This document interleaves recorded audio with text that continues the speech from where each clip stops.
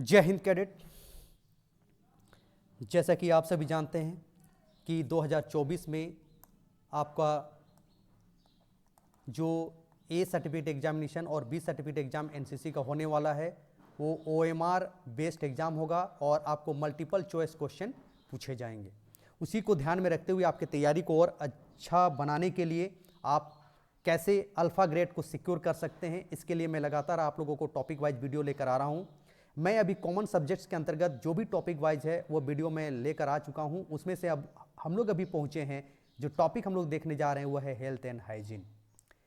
Health and hygiene common subjects का एक बहुत ही महत्वपूर्ण टॉपिक है और इस टॉपिक से विभिन्न परीक्षाओं में ए सर्टिफिकेट, बी सर्टिफिकेट और सी सर्टिफिकेट एग्जामिनेशंस में कितने कितने मार्क्स का क्वेश्चन पूछे जाएंगे और नंबर्स ऑफ क्वेश्चंस कितने आएंगे वो सभी सबसे पहले हम लोग देख लेते हैं। ए सर्टिफिकेट एग्जामिनेशंस में 25 मार्क्स का क्वेश्चन इस हेल्थ एंड हाइजीन टॉपिक से पूछा जाएगा, यानी नंबर्स ऑफ क्वेश्चन कितने होंगे, 10 क्वेश्चन पूछे जाएंगे। बी सर्टिफिकेट एग्जामिनेशन में टोटल 26 मार्क्स का क्वेश्चन हेल्थ एंड हाइजीन से होगा, यानी नंबर्स ऑफ क्वेश्चन कितना रहेगा, 13 क्वेश्चंस रहेंगे। वहीं सी सर्टिफिकेट एग्जामिनेशन में 28 मार्क्स का प्रश्न हेल्थ एंड हाइजीन से पूछा जाएगा और यानी नंबर्स ऑफ क्वेश्चन क्या होगा, 14 होगा। लेकिन ये सी सर्टिफिकेट एग्जामिनेशन आगामी 2025 से आपका मल्टीपल चॉइस क्वेश्चन एग्जाम पूछा जाएगा, यानी ओएमआर बेस्ड एग्जाम 2025 से होगा। इस बार जो आपकी परीक्षा होगी उसमें कुल मार्क्स तो 28 ही रखा गया है, लेकिन आपको क्वेश्चंस की संख्या जो होती है वो कम बेसी हो सकती है। यानी अगर 2-2 नंबर का पूछता है तो 14 क्वेश्चन हो सकता है, अगर 3-3 नंबर का पूछता है तो नंबर्स ऑफ क्वेश्चन घट जाएंगे, अगर 4-4 नंबर का क्वेश्चन पूछा जाता है तो नंबर्स ऑफ क्वेश्चन की संख्या घट जाएगी। क्योंकि अभी आपको इस बार का जो सी सर्टिफिकेट एग्जामिनेशन है वो डिस्क्रिप्टिव टाइप क्वेश्चन पूछा जाएगा, यानी आपको उस पर आंसर लिखना होगा, ठीक है। लेकिन आने वाले 2025 से जो NCC examination C certificate examination होगा वो ऑब्जेक्टिव बेस्ड एग्जाम होगा, मल्टीपल चॉइस क्वेश्चन पूछे जाएंगे। तो वैसे स्थिति में आपको नंबर्स ऑफ क्वेश्चन 14 होगा। तो अभी हम लोग फोकस करते हैं हम लोग बी सर्टिफिकेट एग्जामिनेशन और ए सर्टिफिकेट एग्जामिनेशन में।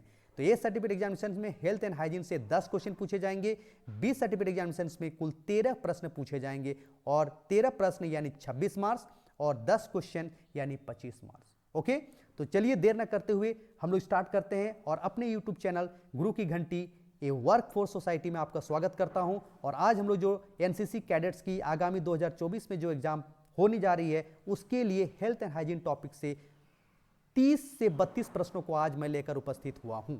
इसी तरह से मैं हेल्थ एंड हाइजीन से लगभग 100 क्वेश्चन बनाने का प्रयास कर रहा हूं और 100 क्वेश्चन मैं आपको लेकर आऊंगा। आज का पहला जो पार्ट 1 है उसमें मैं आपको 32 क्वेश्चन लेकर आया हूं। तो सबसे पहले देखते हैं, पहला क्वेश्चन आज का लेते हैं। मानव शरीर में खालिस्तान हड्डियां होती हैं। मानव शरीर में खालिस्तान हड्डियां होती हैं। आपके सामने 4 ऑप्शन दिए हुए हैं, 205, 206, 207 और 208। तो सही आंसर क्या होगा, मानव शरीर में कुल कितनी हड्डियां होती है, तो 206 हड्डियां होती हैं। 206 हड्डियां होती हैं। Okay, now next question. शरीर की सबसे लंबी हड्डी क्या है? शरीर की सबसे लंबी हड्डी क्या है? Option A femur, B tibia, C tarsal और डी ऊपरी जबड़ा। The right answer is femur. Femur is the right answer. शरीर में सबसे लंबी हड्डी क्या है? Femur. Okay, the third question. शुद्ध रक्त को वहन करता है या हृदय से शुद्ध रक्त को पूरे शरीर में ले जाता है? ध्यान दीजिएगा, कौन सा ऐसा मानव शरीर का अंग है जो कि शुद्ध रक्त को वहन करता है, शरीर से विभिन्न भागों तक ले जाता है और हृदय से यानी हृदय से हार्ट से प्यूरिफाइड ब्लड को पूरे शरीर में ले जाता है? द राइट आंसर इज धमनी। आर्टरीज जो होता है वो हमेशा शुद्ध रक्त को या ब्लड को, प्यूरिफाइड ब्लड को वहन करता है। Next question. अशुद्ध रक्त को पूरे शरीर से हृदय तक पहुंचाता है। जो अशुद्ध रक्त होता है, जो दूषित रक्त होता है, उसे पूरे शरीर से हृदय तक पहुंचाता है। तो कौन पहुंचाता है? ऑप्शन ए धमनी, बी सीरा, सी फेफड़ा और डी इनमें से सभी। The right answer of 4 question is Sira. Veins जो है अशुद्ध रक्त को हृदय तक पहुंचाता है। Now the next question, question number 5। Question number 5 कहता है खालिस्तान जीने का मुख्य घटक है। खालिस्तान जीने का मुख्य घटक है। ऑप्शन में दिया हुआ है कार्बन डाइऑक्साइड, ऑक्सीजन, नाइट्रोजन और हाइड्रोजन। आपको इन चारों ऑप्शन में से आंसर देना है। तो ऑप्शन कौन सा आंसर सही होगा? क्वेश्चन नंबर 5 का जो सही आंसर है वो है ऑक्सीजन। ऑक्सीजन जो है वो हमारे जीवन का क्या है, घटक है। जीने के लिए ऑक्सीजन बहुत जरूरी है, यानी ऑक्सीजन जो है वो सही आंसर है। नेक्स्ट क्वेश्चन, मनुष्य को स्वस्थ रहने के लिए कितना देर सोना चाहिए? मनुष्य को स्वस्थ रहने के लिए, एक स्वस्थ व्यक्ति को कितना घंटा सोना चाहिए? 7 से 8 घंटा प्रतिदिन, 8 से 9 घंटा प्रतिदिन, 5 से 10 घंटा प्रतिदिन और 7 से 10 घंटा प्रतिदिन। द राइट आंसर इज 7 से 8 घंटा प्रतिदिन आपका सही आंसर है। अगर मान लीजिए केवल एक आंसर रहे तो आप 8 घंटा को आप सही आंसर करेंगे। अगर कभी ऐसा प्रश्न पूछा जाता है कितने घंटे सोना चाहिए प्रतिदिन, किसी भी स्वस्थ व्यक्ति को, मनुष्य को स्वस्थ रहने के लिए कितने घंटे प्रतिदिन सोना चाहिए, ऑप्शन रहेगा 6 घंटा, 7 घंटा, 8 घंटा और 9 घंटा। तो ऐसे स्थिति में 8 घंटा आप सही आंसर करेंगे। ओके, नेक्स्ट क्वेश्चन, 7वां नंबर, टीबी शरीर के किस अंग को प्रभावित करता है? फेफड़ा को, हृदय को, आंख को या नाक को? तो सही आंसर है फेफड़ा को। तो टीबी शरीर के किस अंग को प्रभावित करता है? फेफड़ा इसका सही उत्तर होगा। नाउ नेक्स्ट क्वेश्चन, प्लेग का कारण है, प्लेग बीमारी का कारण क्या है? क्या यह चूहा पिस्सू के कारण होता है, या मच्छर के कारण होता है, या विटामिन बी की कमी से होता है, या विटामिन ए की कमी से होता है? द राइट आंसर इज चूहा पिस्सू। चूहा पिस्सू। प्लेग का कारण क्या है? चूहा पिस्सू। ओके, सतही जल प्रदूषित होती है, सतही जल प्रदूषित होती है जानवरों को नहलाने से, कल कारखानों के गंदगी से, कपड़ा धोने से या इनमें से सभी? तो सतही जल प्रदूषित होती है इनमें से सभी से आपको सतही जल प्रदूषित होती है, चाहे वो जानवरों को नहलाते हैं इसके कारण से, या कल कारखानों के गंदी चीज़ों को हम लोग नदी में प्रवाहित कर देते हैं, या कपड़ा धोने से। इन सभी कारणों से सतही जल प्रदूषित होती है। इसका सही उत्तर होगा option D, all of the above, इनमें से सभी। नाउ जल से होने वाली बीमारियां हैं, जल से होने वाली बीमारियां हैं हैजा, पेचिस, डायरिया या इनमें से सभी? 10वां प्रश्न का सही उत्तर है ऑल ऑफ दी अबव, इनमें से सभी। जल से होने वाली बीमारियां क्या है? हैजा भी है, पेचिस भी है और डायरिया भी है। ओके, नाउ जानवरों से होने वाली बीमारियां हैं, यानी कौन सी ऐसी बीमारी हैं जो जानवरों से होती है? Option A rabies, option B plague, C anthrax और डी उपरोक्त में सभी। तो जानवरों से होने वाली बीमारियां जो है इसका सही उत्तर है ऑल ऑफ दी अबव, इनमें से सभी या उपरोक्त में सभी। रेबीज कुत्ता के काटने से होता है, प्लेग चूहा पिस्सू से होता है और एंथ्रेक्स सुअर के कारण होता है। ठीक है, तो इस तरह से जानवरों से होने वाली बीमारियां क्या है? तीनों ही इसका सही उत्तर है, इसलिए ऑप्शन डी इसका सही उत्तर होगा। Now next question, vitamin D का सबसे अच्छा स्रोत माना जाता है? कौन सा ऐसा चीज है, स्रोत है जिससे विटामिन डी की प्राप्ति होती है? सबसे अच्छा स्रोत क्या होता है? द राइट आंसर इज सूर्य की रोशनी या सनलाइट। सनलाइट ये सब सही उत्तर है। नाउ एचआईवी शरीर के किस सिस्टम को खत्म करता है? एचआईवी शरीर के किस सिस्टम को खत्म करता है? इसका उत्तर पूछा जा रहा है आपको। तो क्या आंसर होगा क्वेश्चन नंबर 13 का? रोग प्रतिरोधक क्षमता, कंकाल तंत्र, मांसपेशी तंत्र या श्वसन तंत्र? किसको अफेक्ट करता है? एचआईवी जो है किसको अफेक्ट करता है, कौन सा सिस्टम को खत्म करता है? तो इसका उत्तर होगा रोग प्रतिरोधक क्षमता को खत्म करता है। ओके, वैरल पट्टी किस प्रकार के फ्रैक्चर में बांधा जाता है? वैरल पट्टी फ्रैक्चर में बांधा जाता है, इसका सही उत्तर है निचला जबड़ा। यानी अगर निचला जबड़ा में कोई फ्रैक्चर होता है तो ऐसे स्थिति में बैरल पट्टी बांधा जाता है। तो कैडेट इस क्वेश्चन को ध्यान देंगे, गलत नहीं करेंगे। बैरल पट्टी किस प्रकार के फ्रैक्चर में बांधा जाता है? तो निचला जबड़ा। निचला जबड़ा में अगर फ्रैक्चर हो जाता है तो ऐसे स्थिति में बैरल पट्टी का इस्तेमाल करते हैं। नेक्स्ट क्वेश्चन, इसमें जल शुद्ध करने की विधि कौन सा है? इसमें जल शुद्ध करने की विधि कौन सा है?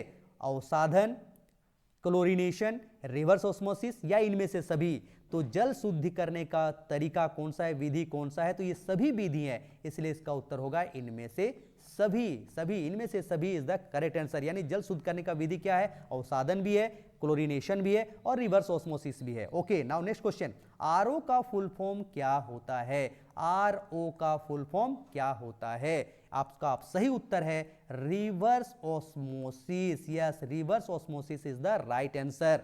आरओ का फुल फॉर्म क्या होता है? Reverse osmosis. ओके, संतुलित आहार किसे कहते हैं? बैलेंस डाइट किसे कहते हैं? ऑप्शन में आपका दिया हुआ है जिसमें पोषक तत्व उचित मात्रा में पाए जाते हैं। ऑप्शन बी, खाद्य पदार्थ जो विटामिन युक्त होते हैं। सी, शरीर के विकास के लिए आवश्यक हैं। और डी, इनमें से सभी। तो संतुलित आहार किसे कहते हैं? संतुलित आहार किसे कहते हैं? तो जिसमें पोषक तत्व उचित मात्रा में पाए जाते हैं, खाद्य पदार्थ जो विटामिन युक्त होते हैं और शरीर के विकास के लिए वैसे पदार्थ जो आवश्यक होते हैं। तो ध्यान दीजिए, इसका सही उत्तर होगा इनमें से सभी। All of the above is the correct answer. Okay, now एक स्वस्थ शरीर की विशेषता है, यानी एक हेल्दी बॉडी किसको कहते हैं, उसकी क्या विशेषता होती है? रोगों की अनुपस्थिति, बी, तंदुरुस्त शरीर, सी, शारीरिक मानदंडों के अनुरूप शरीर। The correct answer of this question कि एक स्वस्थ शरीर की विशेषता क्या है, तो इसका सही उत्तर होगा इनमें से सभी। All of the above. Okay, now next question. एक प्राथमिक चिकित्सा किट में क्या नहीं होता है? फर्स्ट एड किट में क्या नहीं होता है? ये क्वेश्चन पूछा जा रहा है, फर्स्ट एड किट में क्या नहीं होता है? तो हम लोग देखे होंगे फर्स्ट एड किट सभी कैडेट के अपने स्कूल कॉलेज में होती होगी। तो एक प्राथमिक चिकित्सा किट में क्या नहीं होता है? विभिन्न प्रकार के बैंडेज, रुई, सी, कैंची और डी, कैमरा। तो सही आंसर होगा कैमरा, क्योंकि क्या नहीं होता है पूछा जा रहा है, तो कैमरा फर्स्ट एड में किट में नहीं होता है। नाउ शरीर का तापमान मापा जाता है। वेरी सिंपल क्वेश्चन है कैडेट, और मैं आप लोगों से उम्मीद करता हूं कि क्वेश्चन नंबर 20 का आंसर आप कमेंट बॉक्स में जाकर देंगे कि ओडोमीटर होगा, स्केल होगा, थर्मामीटर होगा या गर्म पानी होगा। तो आप क्वेश्चन नंबर 20 का जो है कमेंट बॉक्स में जाके आप इसको टाइप कीजिए। ठीक है, मैं चेक करना चाहता हूं कि आपकी तैयारी कैसी है। शरीर का तापमान मापा जाता है, वेरी सिंपल क्वेश्चन है, इसलिए मैं आपको नहीं बता रहा हूं, आप कमेंट बॉक्स में जाके इसका उत्तर दीजिए। Okay, next question 21। शरीर के सभी भागों में ऑक्सीजन तथा पोषक तत्व किसके द्वारा पहुंचाए जाते हैं? शरीर के सभी भागों में ऑक्सीजन तथा पोषक तत्व किसके द्वारा पहुंचाए जाते हैं? The correct answer of this question is blood.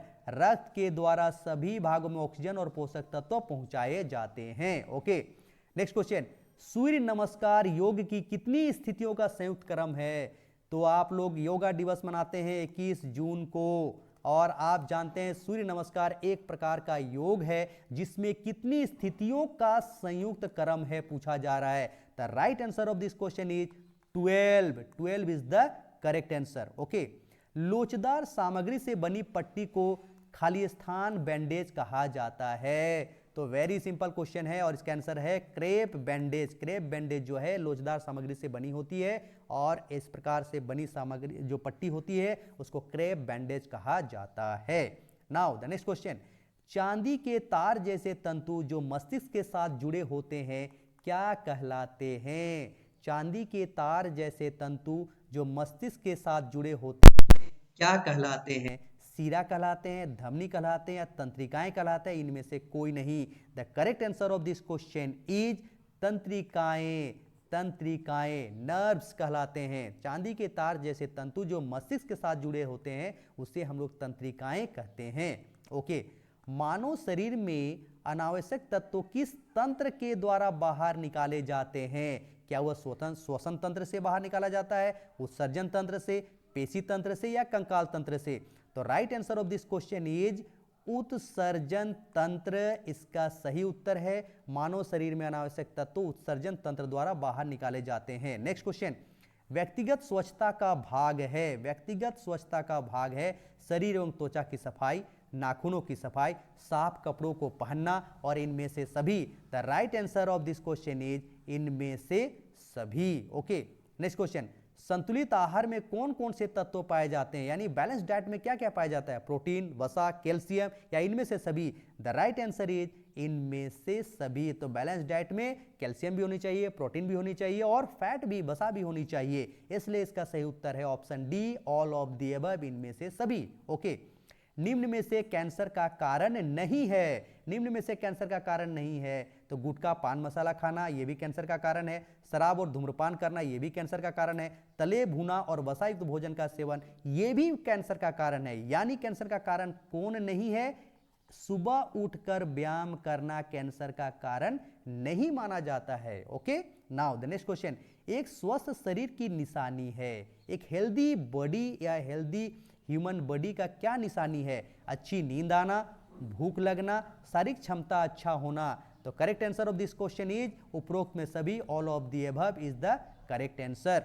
Now beriberi बीमारी किस विटामिन की कमी से होता है? बेरी बेरी बीमारी किस विटामिन की कमी से होता है? The correct answer is vitamin B.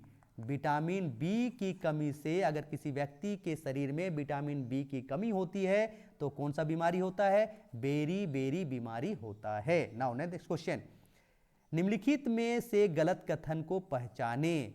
गलत कथन को पहचानना है। तो वृक्षारोपण से वर्षा कम होती है, कैडेट ये गलत क्वेश्चन आंसर है, यानी गलत है, इसीलिए ये गलत कथन है। बाकी सब सही कथन है। वृक्षारोपण वायु को शुद्ध करता है, ये भी सही कथन है। वृक्षारोपण द्वारा पर्यावरण संतुलन में रहता है, ये भी सही कथन है। और वृक्षारोपण से भूमि का कटाव रुकता है, ये भी सही कथन है। सिर्फ ये वाला गलत कथन है, इसीलिए इसका उत्तर हो जाएगा option D. Okay, now vitamin A की कमी से कौन सा रोग होता है? विटामिन ए अगर किसी व्यक्ति के शरीर में कम हो जाता है तो कौन सा रोग बीमारी होता है? बेरी बेरी, स्कर्वी, रतौंधी या घेंगा? तो ध्यान दीजिएगा, विटामिन ए की कमी से रतौंधी बीमारी होता है। आप लोग को बता दें, विटामिन ए की कमी से हमेशा आंख की बीमारी होती है, और रतौंधी जो है एक आंख से रिलेटेड बीमारी है। तो विटामिन ए की कमी से कौन सा बीमारी या रोग होता है, डिजीज होता है? रतौंधी इज द करेक्ट आंसर।